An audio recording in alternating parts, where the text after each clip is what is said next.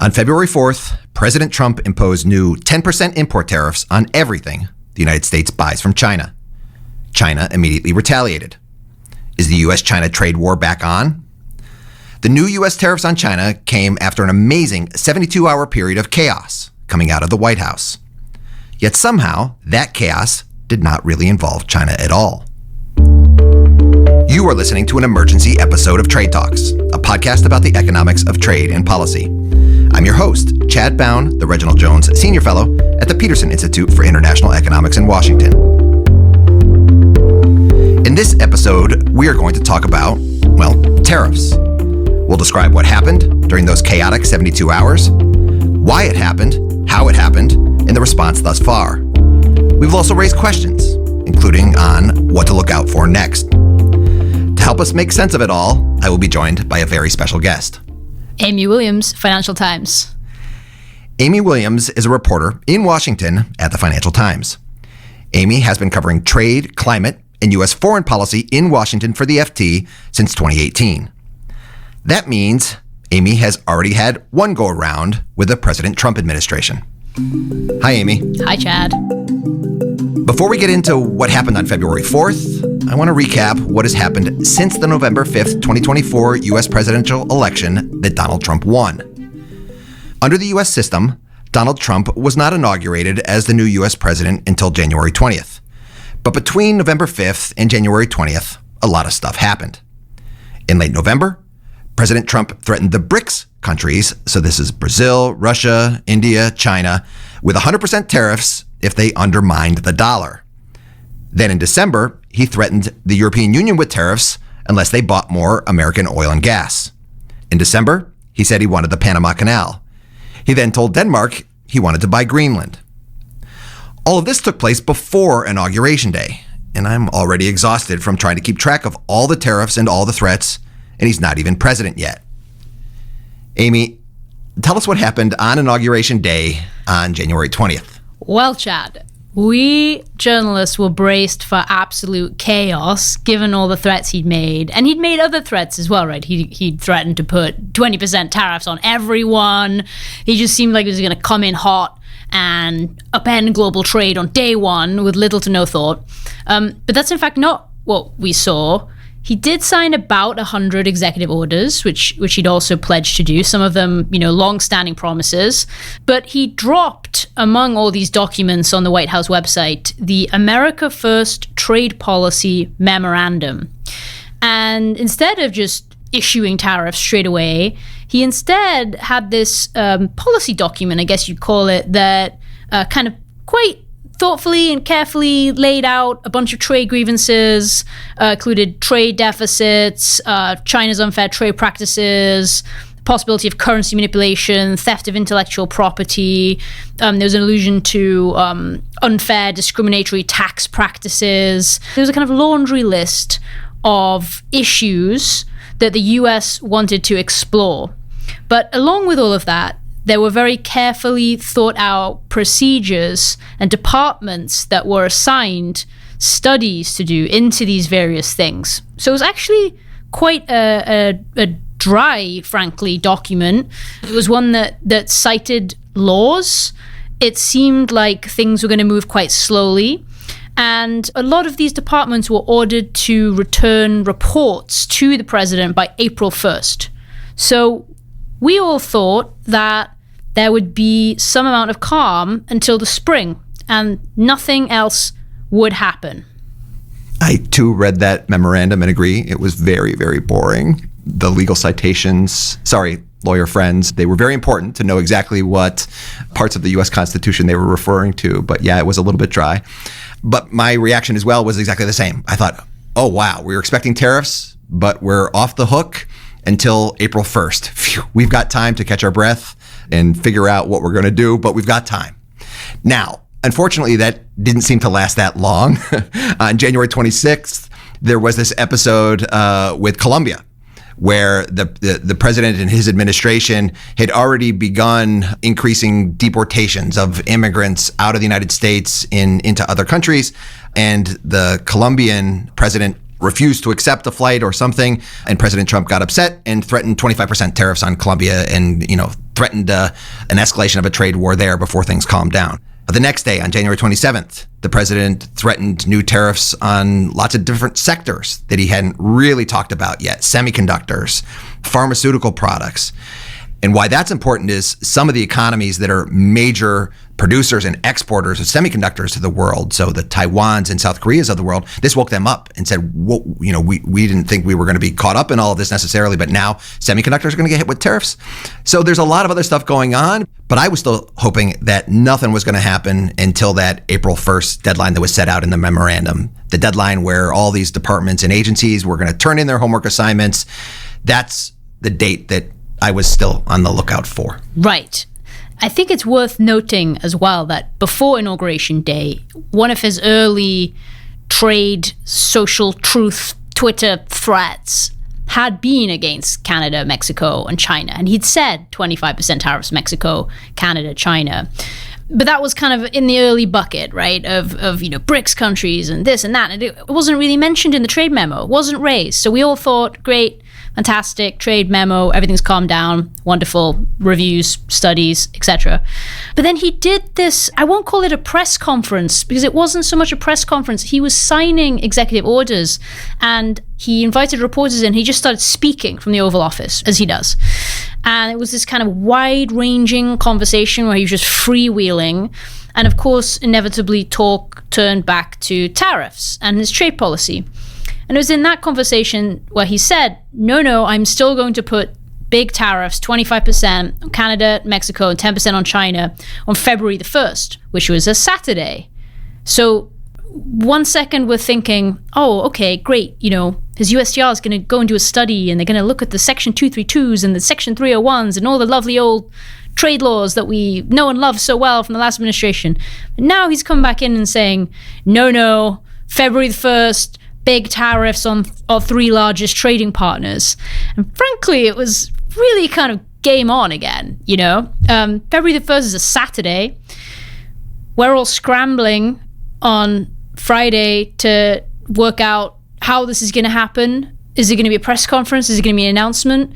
How are they going to tell us? Will they go on immediately? Will they come in at 25% immediately? Will they be brought in at a lower level, escalated? Will there be any delay? There were all these outstanding questions. And the other thing to note, the other thing that was unusual about this tariff threat was that it was notionally not at all about the trade deficit, but about border security and about fentanyl trafficking.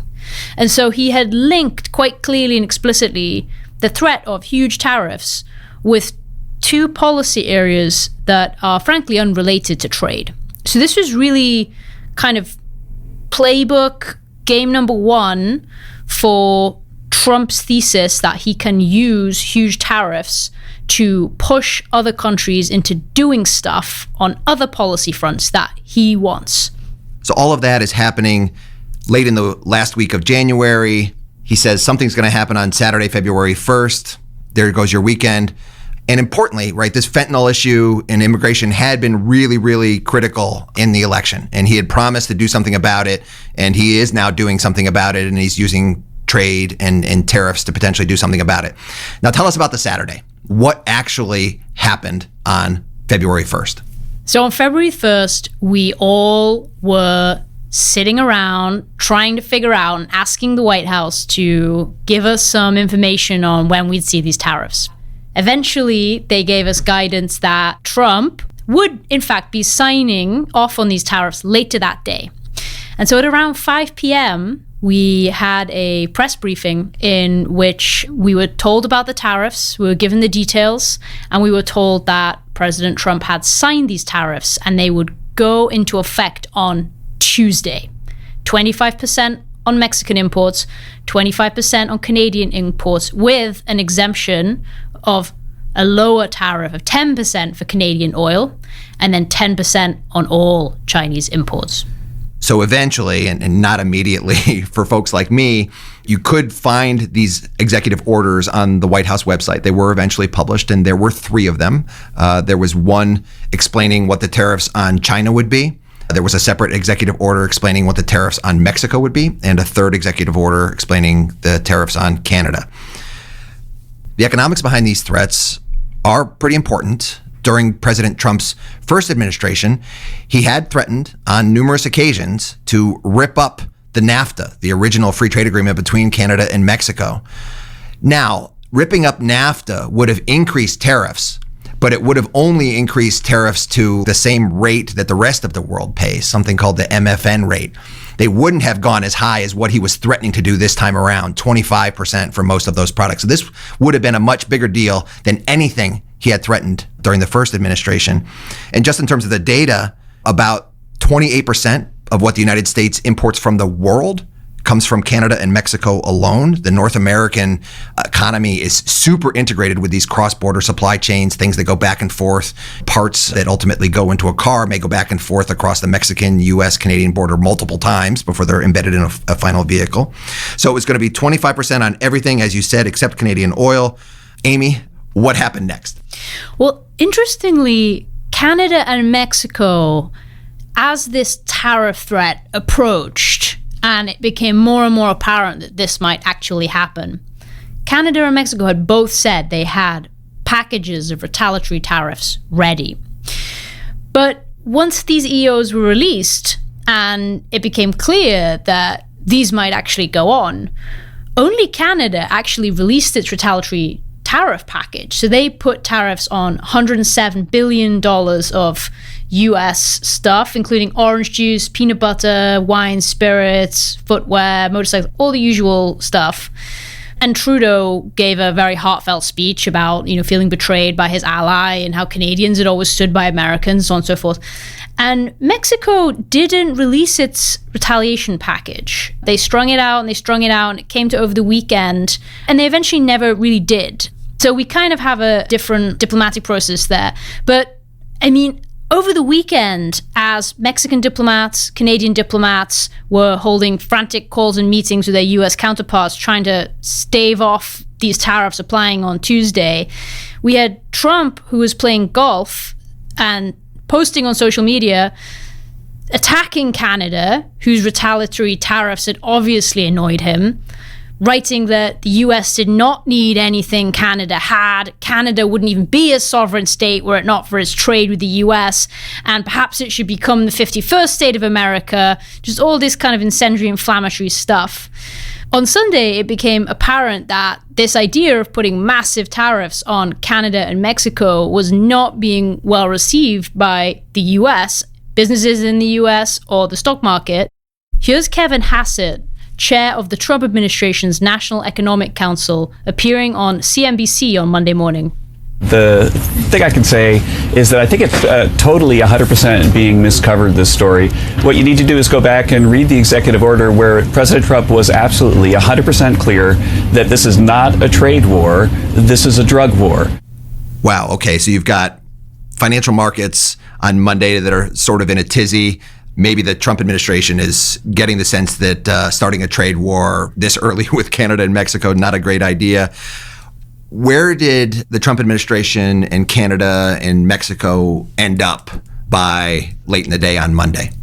So over the course of the day on Monday, there was a call between Mexican President Claudia Sheinbaum and Donald Trump, and a separate two calls between Canadian Prime Minister Justin Trudeau and Donald Trump. Mexican President Sheinbaum agreed to send more troops to the border to stem migration and drug trafficking of fentanyl, which are the two issues Trump said were behind his tariffs, in exchange for the US dropping the tariff threat. This was announced in the morning by President Sheinbaum. She gave a press conference and said Trump had agreed to drop the tariffs. Mexico never even threatened its retaliatory tariffs. They managed to do it all through negotiation and promising to beef up border security. Trudeau was left hanging a lot longer, and he had to have two calls with Trump to assure him that Canada, too, would do a lot more to secure its border, combat fentanyl, get a fentanyl czar. Canada promised to appoint a fentanyl czar, and also re-upped its previous pledge to invest $1 billion into improving border security. So both premiers essentially had to communicate directly with Donald Trump and outline the steps they were taking to improve border security and combat fentanyl trafficking, the two things that Trump said he was angry about and putting the tariffs on as a result of. However, the tariffs had not gone away. Trump did not totally suspend his threat, but he said he would delay them for 30 days to give both countries time to carry out the things they promised, and he would be watching, essentially, to see if they both make good on their promises. You wrote this fantastic article this week chronicling a lot of the details of what happened over the weekend and on Monday, and the piece was titled, "Donald Trump Unleashes 72 Hours of Trade Chaos." And I just want to kind of set the scene for everybody. Now it's Monday afternoon. It's been this long day of markets going crazy, tariff threats, who knows what we're going to get. But ultimately, we get deals. The Trump administration with both Canada and Mexico, they're going to do more on trying to stop drug trafficking and border security. Here's President Trump now sitting in the Oval Office on that Monday afternoon after all of this drama with Canada and Mexico. And this is what he says. Tariffs are very powerful, both economically and in getting everything else you want. When you're the pot of gold, the tariffs are very good. They're very powerful. Just fantastic. I love the things he says on tariffs. Another thing he came out with earlier on Friday was tariffs are going to make us very rich and very strong. So he really loves tariffs, really loves these things. He really does. This reminds me of the first Trump administration where he said things like, "I'm a tariff man, trade wars are good and easy to win." He really does know how to spin a phrase when it comes to tariffs. Okay. Now I want to talk a little bit about what's going on behind the scenes in the U.S. government side that you've learned through your reporting and all this. We all know that President Trump runs the show. He certainly did on trade in his first administration, and it's almost surely the case this time around as well. But tell us a little bit about some of the key players on trade and trade policy at the moment. Some of these are old faces, folks that we have seen before, but some of them are new. What can we take away from the weekend's events, and what can we learn so far? Yeah, totally. I mean, the main familiar returning face is, of course, our good friend Peter Navarro, who has come back into his exact same job, Counselor for Trade and Manufacturing. He is a renowned tariff hawk. He loves tariffs maybe more than Trump himself. He's quite hardline. He pushes maximalist positions. Somebody told me that he is often wheeled out by Trump to scare people with his hard-nosed views on trade policy and tariff threats. And he's also now quite beloved by Trump. He went to prison briefly over the January 6th stuff. He is apparently referred to as My Peter by Trump. So he's quite in there in the White House. He really has Trump's ear. And we hear that he was one of the main proponents for this coming in hot, coming out big on the tariffs that we saw over this weekend. We then have Howard Lutnick, who is the Commerce Secretary, who will likely have been confirmed by the time this podcast comes out.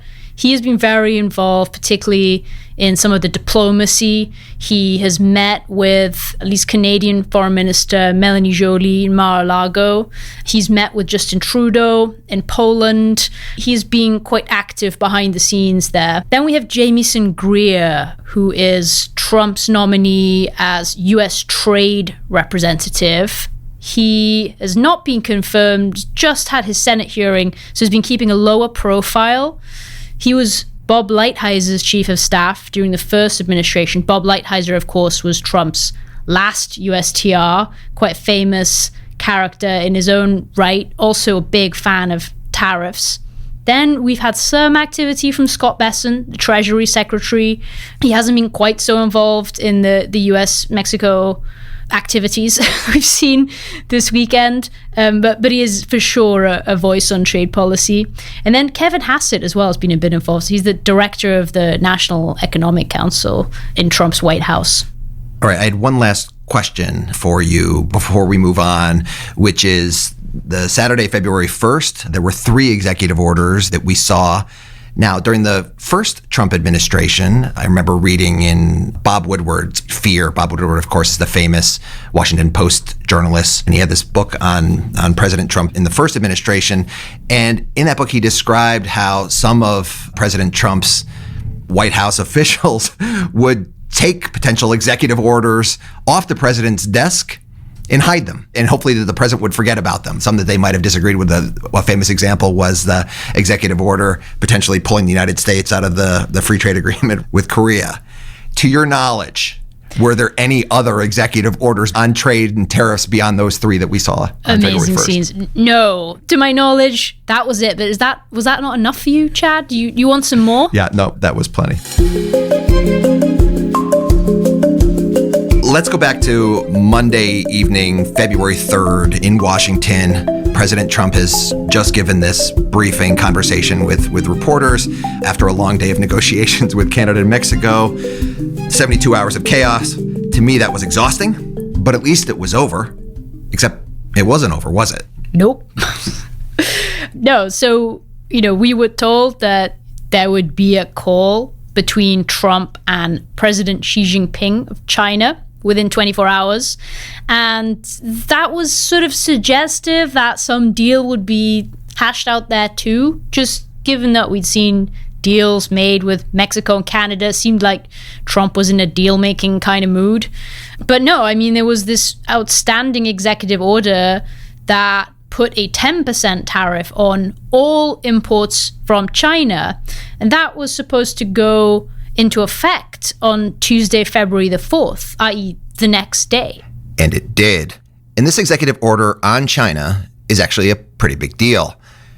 So stepping back, as of President Trump's first term, all the tariffs that were implemented that time around with respect to China, average U.S. tariffs toward China increased from 3% or so back in 2017 before the trade war to being around 20%. Now, suddenly on that Tuesday, February 4th, the tariffs on China are increasing by another 10 percentage points. So the average U.S. tariff on goods from China is now going from about 20% to, say, 30%. The first Trump administration's tariffs on China by the end ended up covering about 2/3 of what the United States imported from China at that time. Now, in the subsequent 6 or 7 years since those tariffs have first gone on, the United States is now importing a lot less of the stuff that has a 25% tariff on it, say, importing a lot more of the other things that didn't have tariffs on. So the last time I looked, it was essentially more than 50% of what the United States was importing from China didn't have any tariffs on whatsoever. So what products were not hit with tariffs the first time around that will be hit now for the first time? And that's the really, really important question, right? And this turns out to be a lot of consumer goods. If we remember back to the summer of 2019, so the first Trump administration, there was actually one last list of products that President Trump was going to put tariffs on, but they were waiting to implement those tariffs. And the reason why they were waiting is, well, here's President Trump explaining why. He's standing under an airplane, so you can barely hear him. But here he talks about why they were waiting before imposing this last round. We're doing this for Christmas season, just in case some of the tariffs would have an impact on U.S. customers, but so far they've had virtually none. He was worried that prices were going to go up. So that products that hadn't been hit with tariffs yet were things like iPhones, other consumer electronics, laptops, computer monitors, video game consoles, toys. President Trump initially delayed the tariffs back then until after the Christmas shopping season. He was worried about prices. But then what happened is his administration struck a deal with China. They negotiated a pause to the trade war, and those tariffs never ended up going on. But now tariffs are going to go on those products. So there's a lot of consumer-facing products that the United States has not hit with tariffs yet. Suddenly, overnight, they're now hit with these 10% tariffs. So the big question I have is whether this is going to turn into higher prices and something consumers notice more quickly than we saw last time. And again, last time, back in the first Trump administration, the tariffs went on much more slowly. They were spread out over, it was almost 16, 18 months. And they were primarily focused on intermediate inputs, not things that people like you or me buy, but things that companies buy and that turn into other products. So price increases are going to have to flow through supply chains. The big question today is today going to be different? Right. And inflation has obviously become a much bigger political issue in the United States since COVID. So that is really something to watch out for and could be quite bad politically for Trump. The other important development on February 4th was China's immediate response to these new 10% tariffs. They retaliated instantly with their own tariffs against US LNG, crude oil, coal, farm equipment and some cars, but at least for now, they've stayed away from new tariffs on US farm products like soybeans. Chinese tariffs on American soybeans were quite a big deal last time around and led to President Trump having to give tens of billions of dollars in subsidies to US farmers to help them out. Another difference in the way China retaliated this time around, so on February 4th, was by announcing new export controls on critical minerals and rare earths. The Chinese government announcement mentioned tungsten, tellurium, bismuth, molybdenum, and indium. Over the last couple of years, China has implemented export restrictions on other critical minerals, things like graphite, gallium, germanium. A lot of these are used in tech products. Some of them have military applications. Others are important for the batteries that go into electric vehicles and other green tech products. And the United States government has been really, really worried about its dependence on China as a supplier of these sorts of critical minerals. They've been worried for a long time and have been working hard actively to try to get companies to diversify their supply chains, to try to find alternative sources outside of China. And they wanted companies to do this before China weaponized its supplies of these critical minerals by suddenly cutting them off. So the big question for today is, will China cut us off? We'll wait and see if those export restrictions really do bite this time around. Finally, China did announce some other interesting response measures, including an antitrust investigation into Google. While a lot of Google's products actually don't work in China, American companies don't have full access to the Chinese internet, Google's Android operating system, its software, does. So that may be what the Chinese government is looking into there. But again, this is something that we're still waiting for details on as well. Okay, to wrap this up, Amy, what are you looking out for next? Well, in 30 days, on March 4th, are we just back to square one with Canada and Mexico? Are we back to deal-making, tariff threats, etc.? We'll all need to be watching that, and I'll definitely be very interested in what happens in early March. I will be tracking that as well. The other thing I'll be tracking is whether the new U.S. tariffs on China actually stick, or if what President Trump did with Canada and Mexico, once he actually has a phone call with President Xi Jinping of China, whether he chooses to backtrack and remove some of those tariffs or put them on pause once they've had a conversation. But the other big question for me is whether this new tactic that President Trump has shown, especially with respect to Canada and Mexico here, is something that he seeks to use with other partners and even allies, like the European Union or Korea or Japan. These tariff threats under those February 1st executive orders, at least, were not about trade. They were about fentanyl. President Trump has a lot of grievances with lots of countries in the world. The big question is whether tariffs become the tool that he uses against everyone, regardless of the issue, regardless of whether they're a friend or a foe. Amy, thank you very much.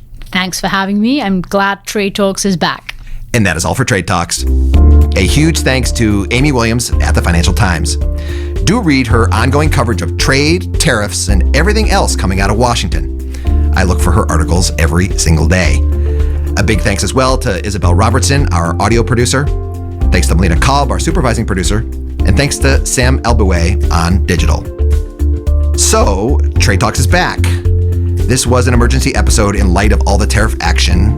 We did come back a little bit sooner than I was planning. But rest assured, we do have an exciting episode lineup in the works to roll out over the next couple of months. So please subscribe to Trade Talks on Apple Podcasts, on Spotify, or wherever you get your podcasts. And tell your friends, like Amy, that we're back. Trade Talks will continue to cover the important news of international trade and policy with experts. We'll bring in some exciting research insights by talking to some of your favorite trade nerds. And maybe, we will even do an episode someday about what I learned during my time in government. We'll see. Until next week, a huge thanks from me for listening. I've missed you. I'm really glad to be back.